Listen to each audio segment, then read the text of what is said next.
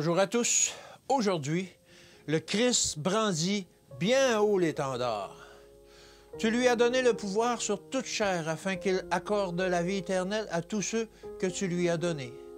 Dieu voudrait que chaque homme regarde à Jésus qui suscite la foi et l'amène à la perfection.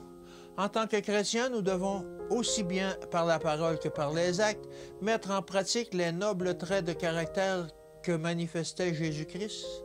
Ce sont les dons les plus précieux qui puissent être accordés à l'homme. Ceux qui prononcent le nom de Christ abandonneront-ils toute iniquité? Le terme iniquité n'est pas toujours synonyme de grand péché. Il s'applique plutôt à toute mauvaise action que nous ne voudrions pas constater au ciel. Nous devons abandonner ces erreurs. Il ne faut pas les commettre dans cette vie, ni en famille, ni à l'Église. Tous ceux qui iront au ciel, là où se trouve Jésus, auront déjà en cette vie les caractéristiques qui évoquent le ciel ici-bas. Combien sont bienfaisants et bénis les rayons de lumière émanant du soleil de justice qui déverse maintenant ses traits lumineux et guérissants sur quiconque ouvre vers le ciel des fenêtres de son âme. Beaucoup parmi ceux qui font profession de christianisme troubleraient le ciel s'ils y étaient transportés avec l'esprit et le caractère qu'ils possèdent actuellement. Leur vie est attachée aux choses de ce monde, leur caractère n'est pas sanctifié. Ils entretiennent des préjugés qui ne devraient jamais exister. Ils sont totalement humains.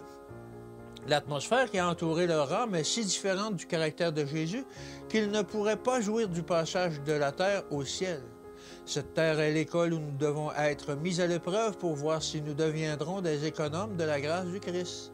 La puissance de la grâce du Christ doit agir dans le cœur des enfants de la désobéissance jusqu'à ce que le Christ lui-même devienne dans ce cœur l'espérance et de la gloire. Nous devons démontrer que nous sommes convertis, nés de nouveau, avant de pouvoir contempler les cieux.